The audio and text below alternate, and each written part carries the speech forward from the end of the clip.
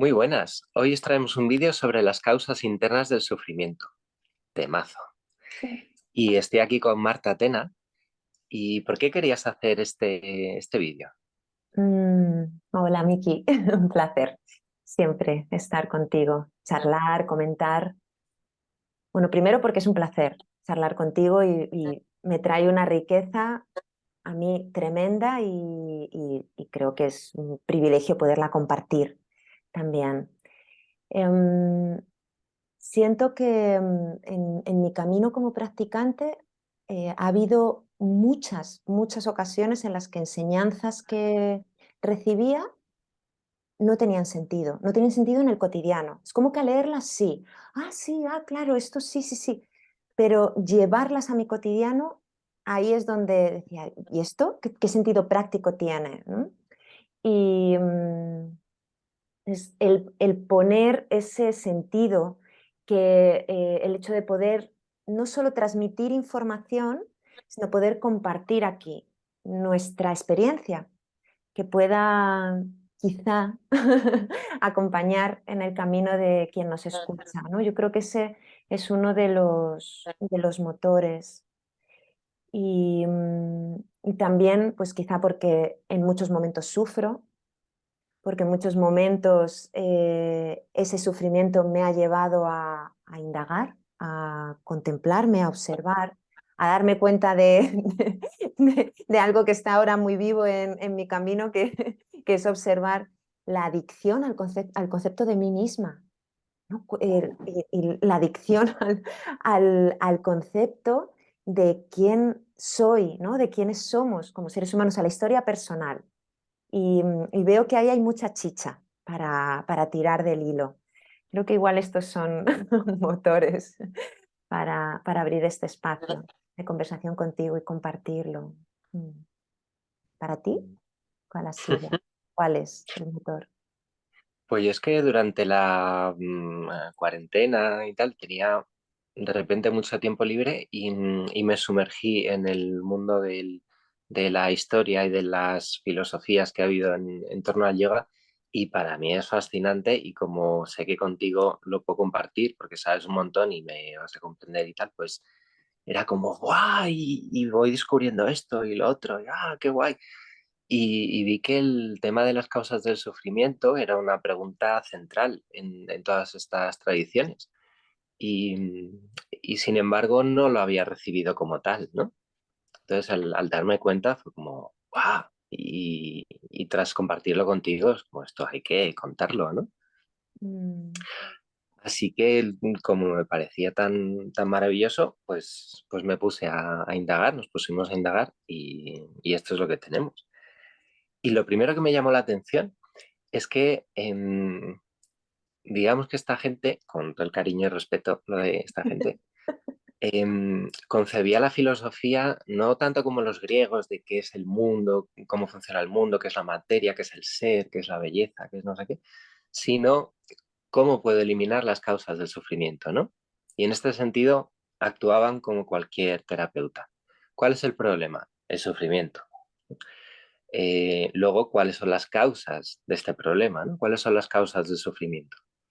Y aquí me encontré algo muy interesante, y es que, por un lado, en cualquier vídeo te dice, no, las causas del sufrimiento sobre estas, porque lo dijo no sé quién, ¿no? Lo dijo Buda el Iluminado, lo dijo Patanjali, te dan solo una versión y parece que es eso y no cualquier otra cosa, ¿no?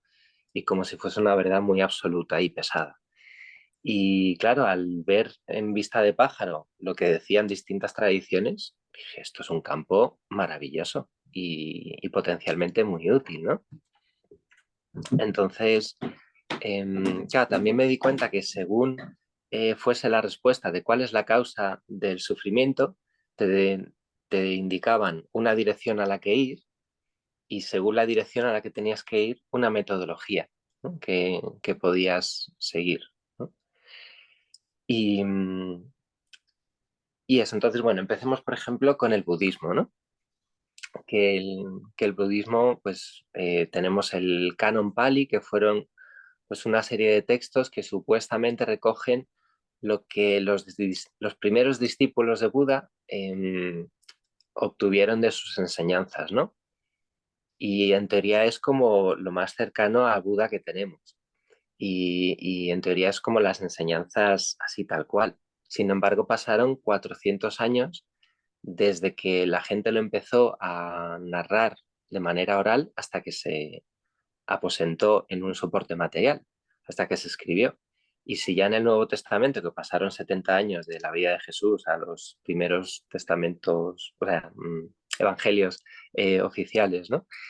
Y ya ponemos en duda un poco eso, pues imagínate 400 años. Entonces, ¿qué dijo el Buda? Pues realmente no se sabe, ¿no? Pero bueno, dentro de eso, pues en el canon Pali hay varios libros y en uno, por ejemplo, hablan de 10 kleshas, ¿no? De 10 causas del sufrimiento. Ujú. O pueden ser pues la avidez, el engaño, la visión incorrecta, el letargo, la inquietud, o sea. Y otro libro del canon Pali, en vez de 10 habla de 8 causas. Las dos últimas, pues las deja fuera. Por ejemplo, el Yogachara Bhumisastra, que es el tratado de los fundamentos de la práctica del yoga, es un texto budista muy, muy interesante y muy desarrollado, hablaba de 126 causas del sufrimiento. Pues imagínate, como para narrarlas aquí. Y, y luego vino el Mahayana y hablaba de 3, ¿no? La gente normalmente dice que, ¿cuál es la causa del sufrimiento según el budismo? Y te dicen el deseo, ¿no? Cuando se lo dices a alguien por la calle. Bueno, realmente el budismo mahayana hablaba de 3, ¿no? La ignorancia, el deseo o apego y la aversión o el odio, ¿no? Y el primero me llamó mucho la atención porque me pregunté, bueno, ¿y qué es la ignorancia, no? Y por lo tanto, ¿qué es la sabiduría, no? Su contraparte. Pues claro, dependiendo de la escuela filosófica, la ignorancia es una cosa y la sabiduría es otra. En términos generales, pues la sabiduría es, te has dado cuenta de lo increíblemente profundo y verdadero que son las bases filosóficas de toda mi cosmovisión, de toda mi escuela filosófica, y la ignorancia es, no te has dado cuenta de esta maravilla, ¿no? Ujú, ujú, Entonces, ujú. entonces bueno, según el budismo, eh, claro, el budismo es muy antigua y ha estado muy extendida, con lo cual no puedes decir el budismo dice esto, ¿no? El budismo ha dicho muchas cosas.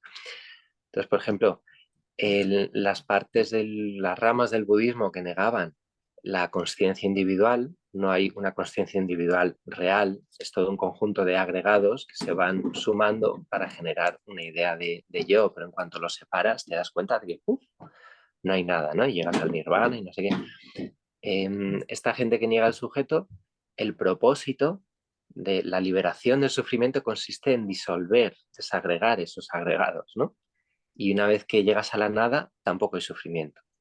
Sin embargo, quienes dicen, no, bueno, no hay una conciencia herméticamente individual, sino que es una conciencia porosa, donde entran y salen pues, otro tipo de información, ¿no? Partiendo de la conciencia universal o de otros tipos de conciencia grupal, etcétera, etcétera. Y, y ahí, como no hay un límite definido, pues te das cuenta de la interconexión que hay, ¿no? Y cuando nadas en ese mar de procesos interdependientes que llamamos vacío, entonces ya te liberas del sufrimiento. Bueno, eso puede ser una opción. Luego, el Advaita Vedanta, por ejemplo, que dice materia y consciencia. Pues la materia es ilusoria, con lo cual solo queda la consciencia. Pues la ignorancia es pensar que la materia es real y la sabiduría es darte cuenta de que es ilusorio, un reflejo de la consciencia, de que solo la consciencia es real. Te vas a Patanjali, por ejemplo, que tenía un enfoque más Sankhya y dice, bueno, materia y consciencia, los dos son reales, pero están muy entrelazados. Y la ignorancia lo que causa el sufrimiento es ser incapaz de separarlos. Es decir, ser incapaz de que la consciencia sea consciente de sí misma, solo de sí misma, y no siempre ser consciente de algo material. ¿No? Ujú.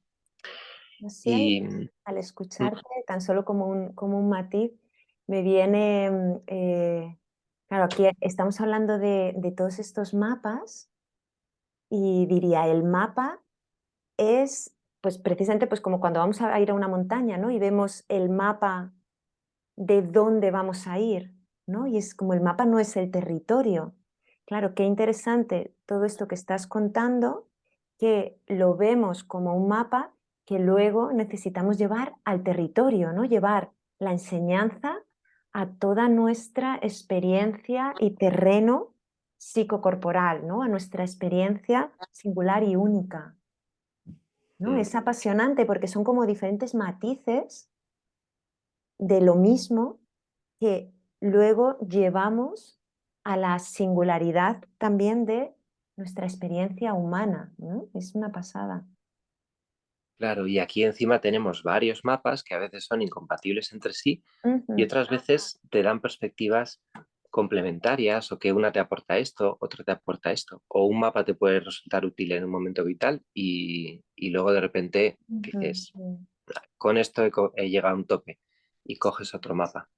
Entonces, ya al ser consciente de que hay varios mapas, Sí, es maravilloso, te da un potencial de juego increíble. sí, yo diría que hay varios mapas y lo crucial de que ese mapa esté vivo, que la práctica, que la tecnología esté viva, ¿no? Y a mí me ayuda mucho contemplar estas enseñanzas que recibimos, estos mapas, como, con tres elementos o tres aspectos que lo componen, ¿no? Por un lado, este mapa, esta enseñanza concreta, tiene unos contenidos que han pervivido a lo largo de una historia. Esos contenidos además han sido traducidos, entonces ya en sí han sufrido cambios, vamos a decir, ¿no? Han vivido cambios. Ese sería uno de los aspectos. Vale, tenemos aquí el conjunto de enseñanzas.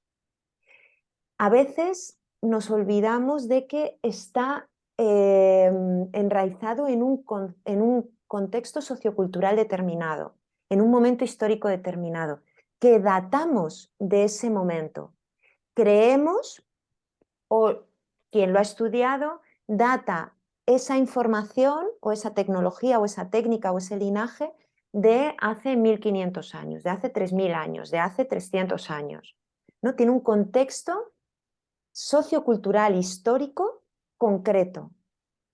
Entonces tenemos por un lado eso, donde fue creado, vamos a decir, lo que fue creado, la enseñanza, pero tenemos un tercer elemento que para mí es crucial, que es yo que aquí lo recibo, mi mirada que lo lee, o mis oídos que lo escuchan, o mi voz actual que lo transmite, y tus oídos que lo escuchan o tu mirada que lo recibe, ¿no? Tenemos un tercer componente que es actual.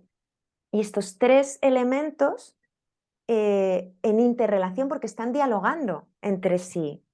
¿No? Es como la mirada actual se relaciona con el contexto histórico en el que fue escrito, que siempre hay que tenerlo en cuenta porque a veces podemos estar recibiendo una enseñanza que puede ser muy valiosa o una práctica de limpieza corporal que a lo mejor pues en este momento está obsoleta o a lo mejor no sigue estando muy vigente, pero a lo mejor está obsoleta porque en ese momento pues es que pues sí estaba vigente, pero ahora mismo no. Entonces, ese contexto histórico está dialogando con el presente y con el contenido en sí.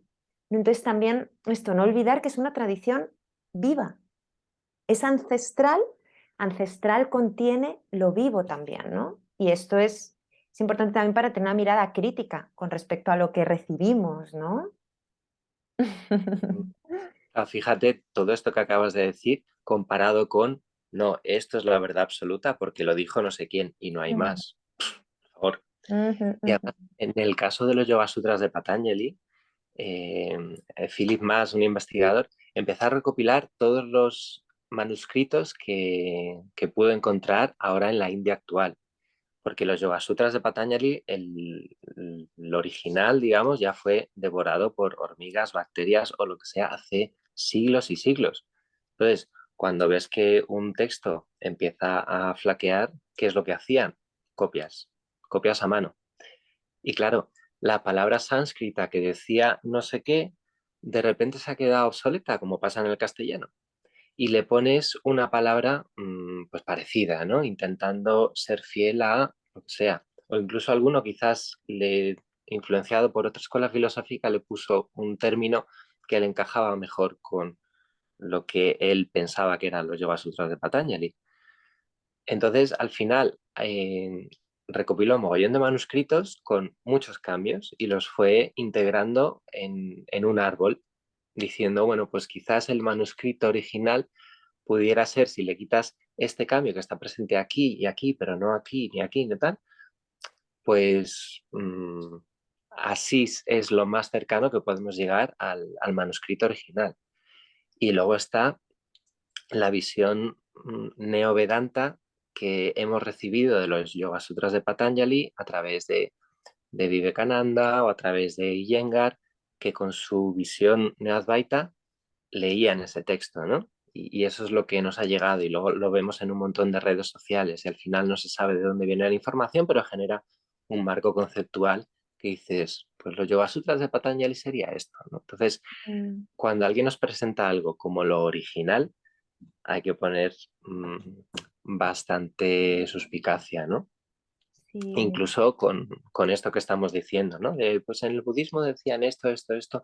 Bueno, pues transmitimos lo que podemos y lo que tenemos, ¿no? Entonces, que nunca se entienda como un dogma, por favor, porque técnicamente no puede ser un mm, dogma, ¿no? Hay muchas limitaciones.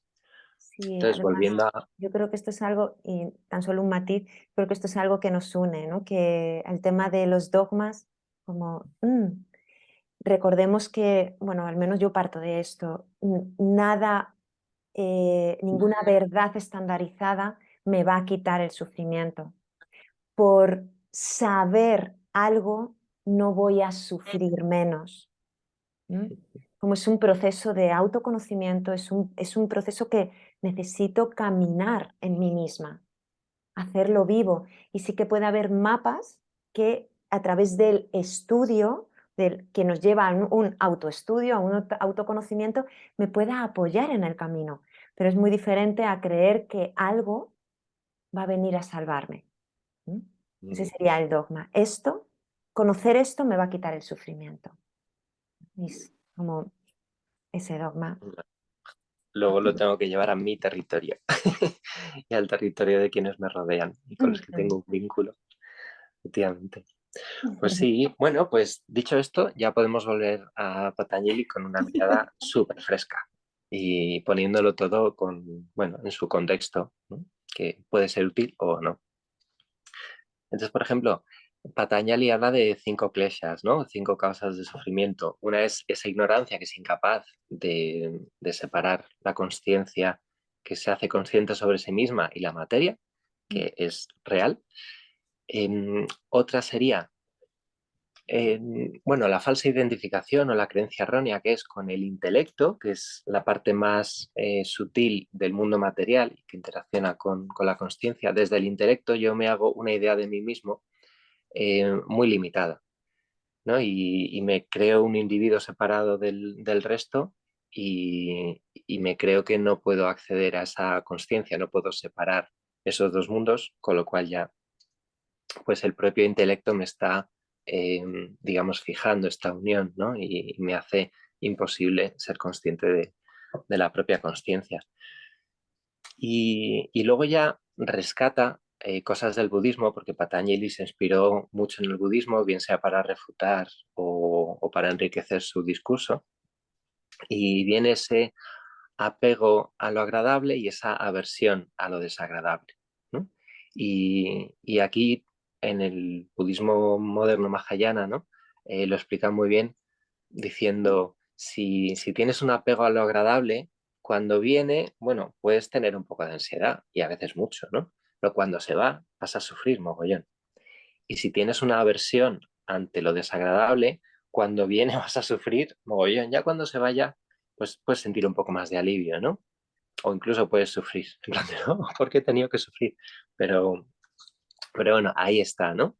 Y, y claro, eso es una visión y además muy interesante porque la vida cambia y si intentamos cristalizar algo, pues vamos a sufrir.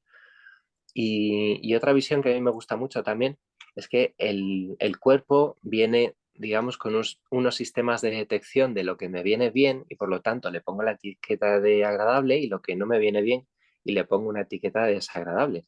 A eso se le suma lo que hemos aprendido a nivel cultural y en la vida de qué es lo que tiene que ser agradable y desagradable, con lo cual eso se suma y puede ser que cosas agradables no nos vengan bien y cosas desagradables nos vengan bien para luego obtener algo que nos viene muy Mm, bien. Que luego hay gente que dice, ah, no, pues lo agradable no es para mí y yo tengo que sufrir, ¿no? Y voy a lo desagradable, tampoco, ¿no?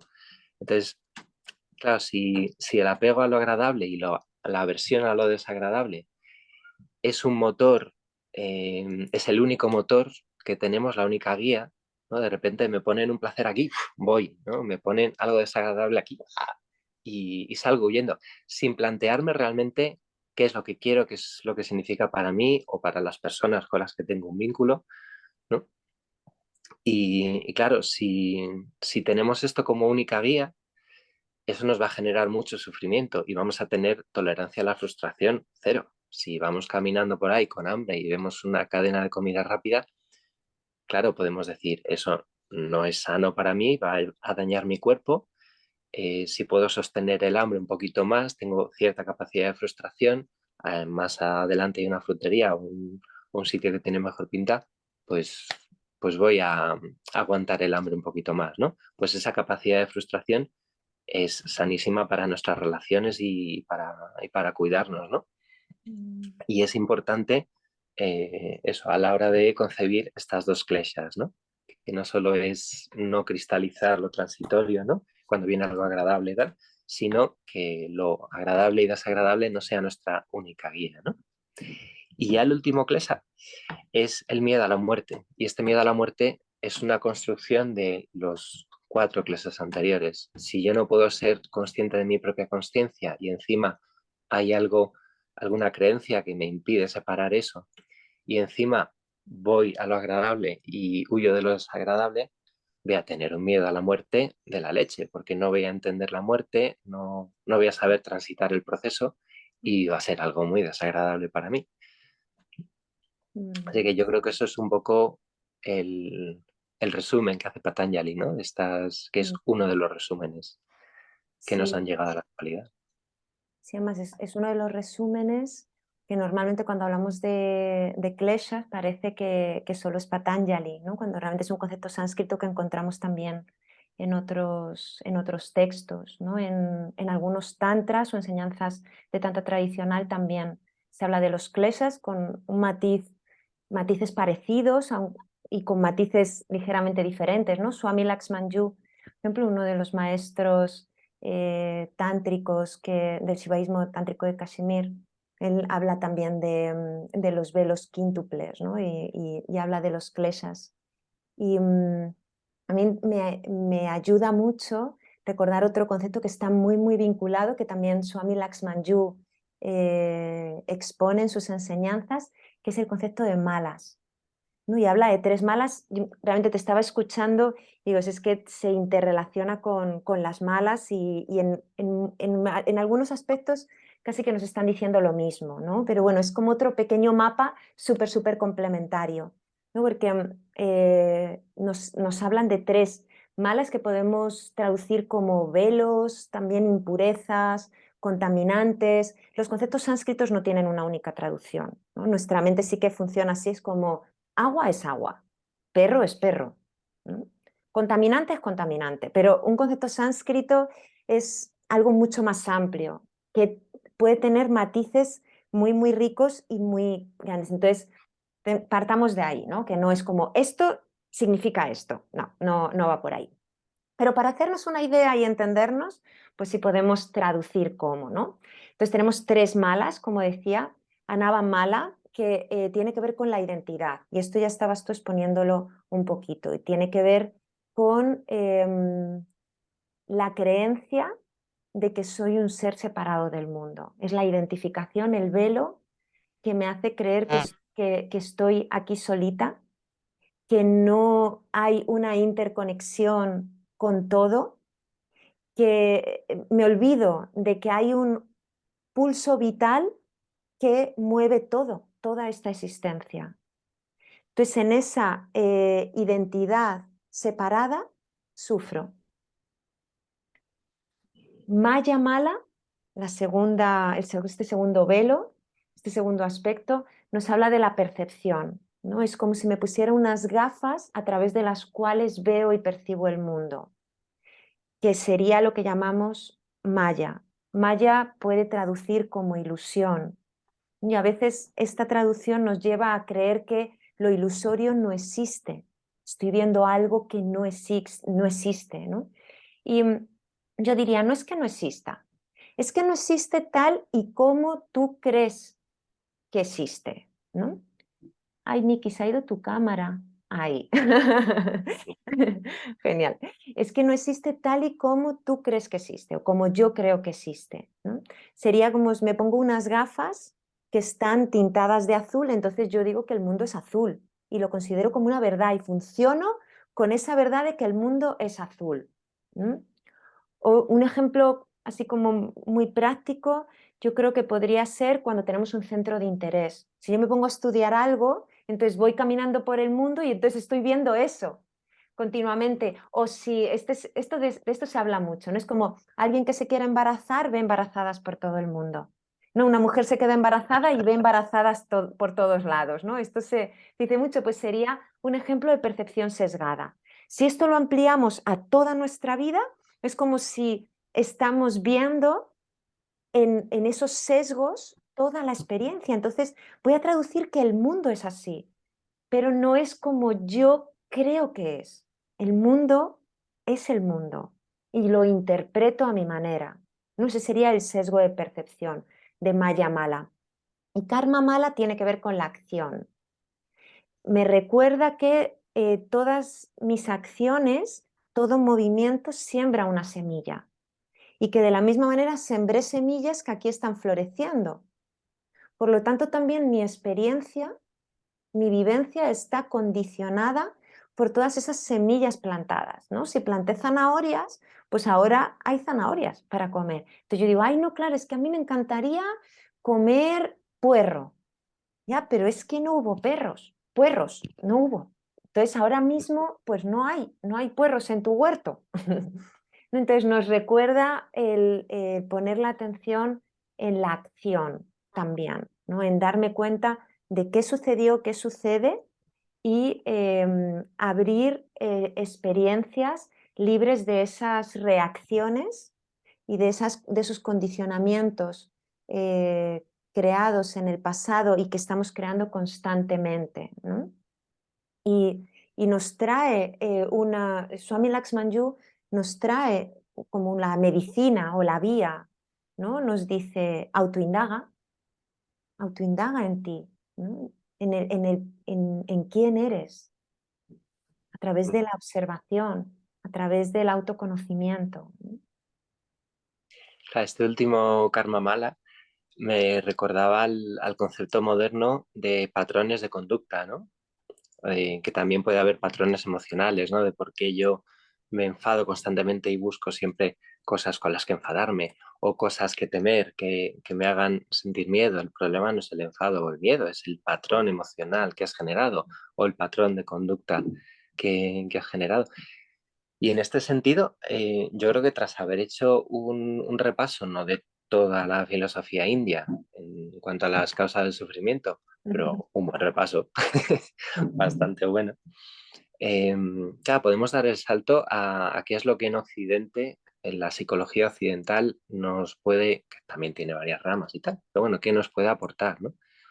En este sentido, me gusta mucho el esquema de la comunicación no violenta que te dice, los seres humanos tenemos una serie de necesidades, ¿no? Cuando esas necesidades están mejor satisfechas, tenemos una emoción agradable que denominamos positiva, ¿no? Cuando están peor satisfechas, eh, pues tenemos una emoción que podríamos decir desagradable, hay gente que lo llama ¿no? como negativa, ¿no? El caso es que si profundizas en estas emociones, todas son mecanismos fisiológicos, reacciones fisiológicas del cuerpo que te da lo que necesitas. Si yo he perdido a alguien porque se ha ido a otro país, porque ha muerto, por lo que sea, tengo que transitar un duelo porque hay una relación que se ha roto, me siento desgarrado y siento dolor, ¿no? Ese dolor no es el sufrimiento, es una reacción fisiológica ante un cambio que ha habido en mi vida, ¿no? La tristeza, ¿a dónde me lleva? Hacia adentro. ¿Por qué? Porque la rotura está dentro de mí. Entonces, tengo que mirar dentro a ver cómo lo arreglo, ¿no? Claro, si en este proceso de duelo no nos permitimos eso porque no queremos sufrir, vamos a... Ese es mi peque, no sé si se oye. Em, vamos a irnos a discotecas, ¿no? Y vamos a decir, buah, es que no hay que sufrir, hay que seguir para adelante, la vida sigue, y venga alegría y fiestas y copas y no sé qué, y nos estamos negando ese proceso de duelo que es lo que nos permite sanar. Y eso nos va a hacer sufrir. En este caso, la alegría, fuera de lugar y fuera de contexto, nos va a hacer sufrir, ¿no? Al igual que un enfado fuera de contexto nos puede hacer sufrir, ¿no? Entonces, al final no es cuestión de qué emociones, sino de qué papel juega. Y en los mensajes que nos contamos, ¿no? Porque puede ser que el escape sea me voy de discotecas, o puede ser que el escape me cuento que soy un ser espiritual y que no tengo que sufrir porque mi ser querido se ha muerto. Porque esto es un tránsito y somos seres de luz y todos somos uno. Y yo no puedo sufrir porque soy un ser espiritual y eso, o pensamiento positivo, tengo que tener pensamiento positivo y entonces pues, sí, sí no es un escape. Pensamiento positivo cuando surge el pensamiento positivo y dolor, que abrazar el dolor, integrar el dolor, cuando hay dolor también, ¿no? Como con Que honestidad. todo está bien menos este dolor. Sí, honestidad, yo diría, con honestidad, transitar lo que en mí sucede, poner al servicio todo de lo que en mí emerge, incluso lo que no considero espiritual, incluso lo que no me gusta de mí. ¿Mm? Total. Y yo creo que aquí, tanto la gente que nos está viendo como tú y yo, como que estamos en la posición de poder integrar lo que nos ha venido de filosofías antiguas y no tan antiguas, porque siguen vivas, y lo moderno, ¿no? Quizás lo que viene de la zona del planeta que llamamos India, em, y Afganistán y Nepal, nos dice que cuanto más conscientes seamos de la propia consciencia, más pozo tendremos de serenidad para vivir todo lo transitorio, ¿no? De manera, pues eso, con ese pozo de serenidad. Y luego la visión occidental, digamos, o algunas visiones occidentales, nos traen ese sentido de salud, de equilibrio, de armonía interna, ¿no? De dar sentido a todo lo que nos ocurre y todas las reacciones que vienen de dentro, ¿no? Mm, Que bueno, pues si esto os ayuda a reducir el sufrimiento, mm, pues, pues es un regalo. mm.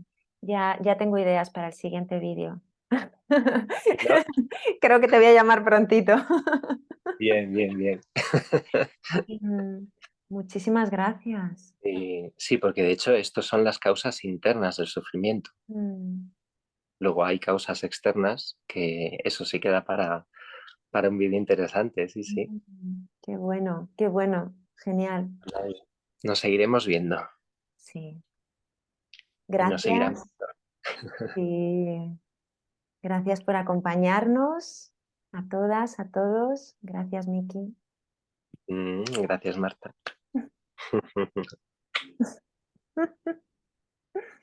Y gracias, gente.